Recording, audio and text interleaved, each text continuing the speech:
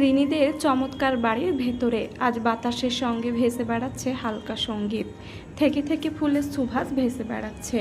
Drawing রুমে ছিমছাম সাজানো table, সাদা ফুলের গুচ্ছ আর সূক্ষ্ম লাইটিং সবই ছোট্ট এই বিয়ের আয়োজনকে ভরিয়ে দিয়েছে আনন্দে।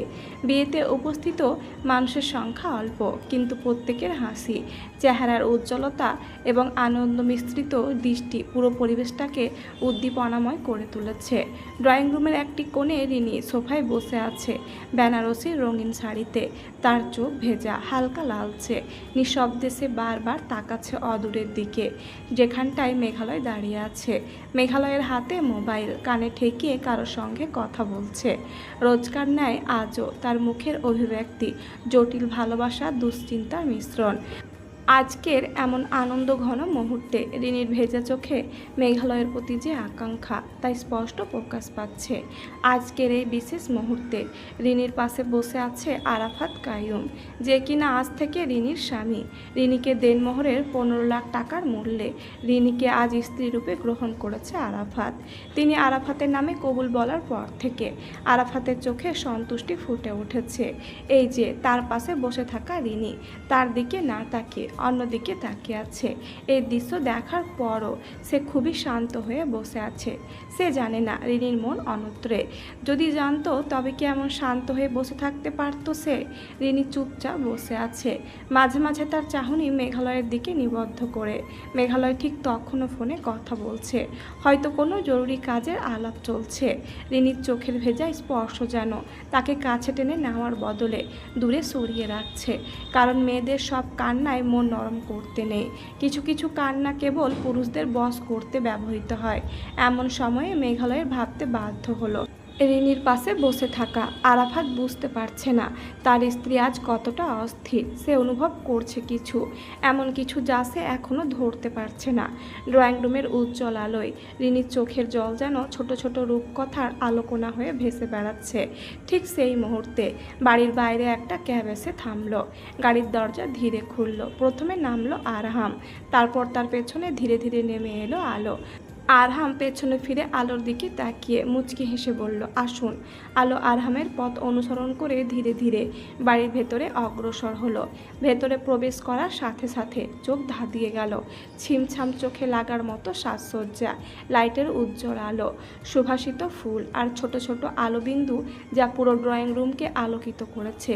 এসবে আলো মোটেও বিস্মিত হলো না, কিন্তু আলোকে বিস্মিত হতে হলো ভিন্ন কারণে। ড্রয়িং রুমের এক কোণে দাঁড়িয়ে আছে লম্বা গড়নের ফর্সা গায়ের কালো শেরওয়ানি পরা তার ডাক্তার সাহেব। আলোর চোখে যেন হিমস্ফীত জোয়ার বইছে। মুহূর্তে হৃদয় স্পন্দন থেমে গেল, কিন্তু তারপর হৃদয় স্পন্দন আবার ধ্বনিতে পরিণত হলো। এত দ্রুত যে সে বুকের বাঁ পাশে ডান হাত রেখে নিজেকে সামলানোর চেষ্টা করলো। মুহূর্তটা স্থির হয়ে গেছে। আলো এবং ডাক্তার সাহেবের চোখের মধ্যে নীরব যোগাযোগ, শব্দহীন উত্তেজনা। আলো অজান্তেই চেয়েছে বলার, চাহার ছুঁয়ে নেওয়ার, কিন্তু আলো শুধুমাত্র দাঁড়িয়ে আছে, নিজের ভেতরে ঝড় সামলানোর চেষ্টা করছে। আরহাম পাশে থেকে আলোর অস্থির মুখখানা দেখে বলল, আপনি ঠিক আছেন তো? আরহামের কথা যেন শুনতে পাচ্ছে না আলো। আলোর চোখ ডাক্তার সাহেবের দিকে তাক করা। আলোর মনে হচ্ছে সময় যেন থেমে গেছে। প্রতি শ্বাসে, প্রতি দৃষ্টিতে পুরো বিশ্ব শুধু এই দুজনের মধ্যে আটকে আছে।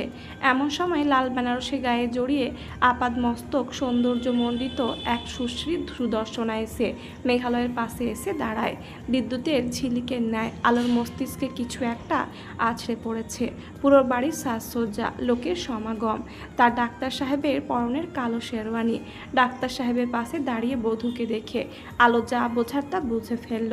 ঠিক সেই মুহূর্তে আলোর ভেতরে কি যেন দুমড়ে মুচড়ে যাচ্ছে। হাড়গুলো ভেঙে গুড়িয়ে যাচ্ছে, নাকি হৃদয় পাঁজর ফুঁড়ে বেরিয়ে আসতে চাচ্ছে। মস্তিষ্কের প্রত্যেকটা স্নায়ুকোষ যেন আলোকে বিভ্রান্ত করে ফেলল। আলো আকস্মিক শক নিতে পারল না, লুটিয়ে পড়ল মেঝেতে। মেঘালয় এখনও শোকে আছে। তার বিশ্বাসই হচ্ছে না তার চোখের সামনে দাঁড়িয়ে আছে তার আলো। তার বাবুর আম্মু। সেই অষ্টাদশী আলো যে কবে পরিপূর্ণ নারীতে পরিণত হলো টের পায়নি। টের পাবে কি করে? মাঝখান দিয়ে 8টি বছর যে ক্ষয়ে গেছে, শেষমেশ আলো তাকে খুঁজে বের করেছে। গত 8 বছর আগে যে আলো তাকে একলা ফেলে চলে গিয়েছিল, সেই আলো আজ ফিরে এসেছে তাকে খুঁজে পেতে। আলোর কথা ভাবতে ভাবতে যখন মেঘালয়ে দিক বিদিক শূন্য, ঠিক তখনই আলোকে মেঝেতে ওভাবে পড়ে যেতে দেখে মেঘালয় চিৎকার করে ডেকে উঠল, আলো! আলোর জ্ঞান নেই, সে জ্ঞান হারিয়েছে সেই কখন। যদি একটিবার শুনতে পেত তার ডাক্তার সাহেব কি গাঢ় স্বরে তার নাম সম্বোধন করে ডাকছে, তবে কি সে সাড়া না দিয়ে থাকতে পারত? মোটেই না। ডাক্তার সাহেবের বুকে সোজা গিয়ে আছড়ে পড়ত। কিন্তু আলো সেই ডাক শোনার আগেই মেঘালয় আজ কোনো দিকে তাকানোর মতো সময় খরচ করলো না। এক ছুটে মেঝেতে পড়ে থাকা আলোর সামনে গিয়ে হাঁটু গেড়ে বসলো। অবচেতন আলোর অর্ধেকটা শরীর টেনে শক্ত করে বুকের মধ্যে শক্ত করে চেপে ধরল। মেঘালয়ের হৃদয়ের ভেতরে তখন সে কি তুমুল লড়াই চলছে। রিনির বাবা রিনি, আরাফাত, আরহাম সহ উপস্থিত অনেকেই হতভম্ব হয়ে যায়। ধীরে ধীরে যখন সবার হতভম্বে রেস কেটে যায়, ঠিক তখন রিনি মৃদু স্বরে তার বাবাকে উদ্দেশ্য করে বলল, বাবা, আলো ফিরে এসেছে।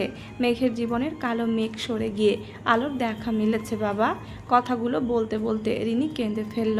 আরাফাত সকলের দৃষ্টির অগোচরে রিনির বাম হাত মুঠোয় ভরে নিল।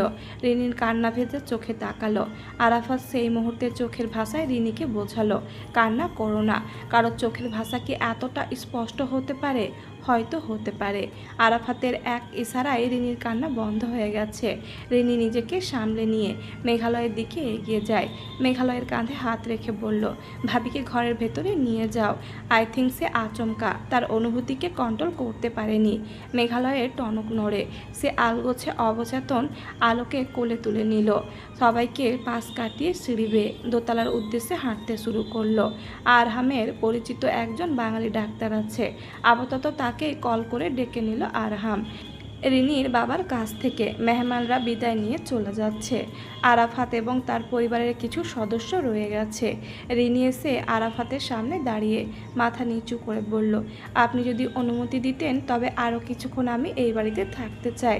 রিনির কথা শুনে আরাফাত মুচকি হেসে বলল, তোমার বাড়িতে তুমি থাকবে রিনি? আমি পারমিশন দেওয়ার কে? যদি চাও তো আজকের রাতটা এখানে থাকতে পারো। আরাফাতের প্রতি রিনির মনে অগাধ কৃতজ্ঞতা এসে জমা হলো, প্রকাশ করলো না। রিনি আরাফাতের কাছ থেকে বিদায় নিয়ে দোতলার দিকে ছুটল। আরাফাত রিনি ছুটে যাওয়ার দৃশ্য দেখে মুচকি হেসে তার পরিবারের উদ্দেশ্যে বলল, তোমরা সবাই বাড়িতে ফিরে যাও, আমি রিনিকে নিয়ে ফিরব। ব্যাস। আরাফাতের এই একটা বাক্য শুনে তার পরিবার আর অপেক্ষা করে না, চলে যায়। ততক্ষণে ডাক্তার চলে আসে। ডাক্তারকে সঙ্গে নিয়ে আরহাম দোতলায় চলল। মেঘালয় আজ নিজের পরিচিত বিছানায় আলোকে পরম যত্নে শুয়ে রাখলো। এরই মাঝে দরজা খুলে প্রথমে প্রবেশ করলো রিনি, তার কিছুক্ষণ পর আরহাম এবং ডাক্তার। মেঘালয় সবার উপস্থিতি টের পেলেও কারোর দিকে মুখ তুলে তাকায়নি। মেঘালয়ের দৃষ্টিজোড়ার কেন্দ্রবিন্দু কেবল আলো। ডাক্তার আলোর ব্লাড প্রেশার এবং পালস চেক করার পর আরহামের দিকে ফিরে বলল, কিছুক্ষণের মধ্যে ওনার জ্ঞান ফিরে আসবে। আচমকা পাওয়া কোনো শকের কারণে এই অবস্থা হয়েছে ওনার। আশা করছি উনি ঠিক হয়ে যাবে। আমি চললাম। ডাক্তার এবং আরহাম একসঙ্গে বেরিয়ে গেছে। রিনি মেঘালয়কে কিছু না বলে চলে যাচ্ছে। এখন তো সময় ওদের দুজনকে বোঝাপড়ার সময় এখন। রিনি চলে যাবার পর মেঘালয় আলোর কপাল জুড়ে লেপ্টে থাকা ছোট অবাধ্য চুলগুলোকে গুছিয়ে রাখলে কানের পেছনে। তারপর চোখ রাখলো কপালে। কপালটায় বিন্দু বিন্দু ঘাম জমে আছে। ব্যতিব্যস্ত হয়ে শেরওয়ানির পকেট থেকে টিস্যু বের করে আলোর কপালের ঘাম মুছে ফেলল মেঘালয়। তারপর আবার তাকায় আলোর নাকের ডগায়। তার দেওয়া নাক ফুলটা আজও জলজল করছে। মেঘালয়ের যে কি হলো! আচমকা সে নীরবে কাঁদতে শুরু করলো।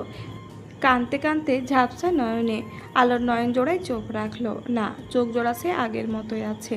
ঘন কালো পাপড়ি জোড়া নিচে ডাগর রাখি লুকিয়ে আছে। মেঘালয় সামান্য ঝুঁকে নিচু হলো।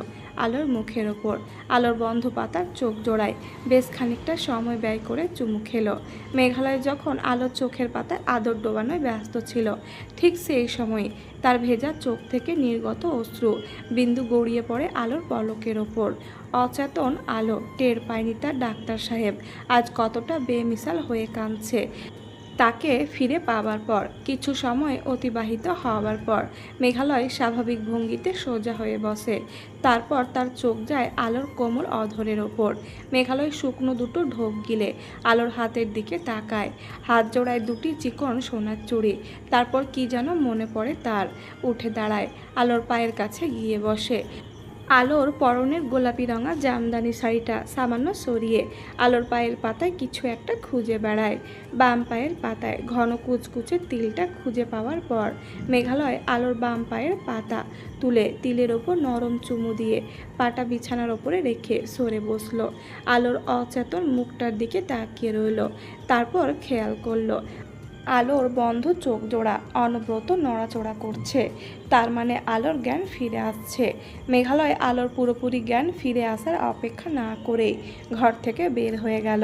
মেঘালয় করিডোর ধরে হাঁটছে আর ভেজা চোখ মুছতে মুছতে মনে মনে আলোকে উদ্দেশ্য করে বলল, তোমাকে ভালোবেসে আমি যতটা কেঁদেছি, যতটা অপেক্ষায় থেকে নিজেকে চূর্ণ বিচূর্ণ করেছি, তুমিও ঠিক ততটুকুই ফেরত পাবে মিসেস মেঘালয়।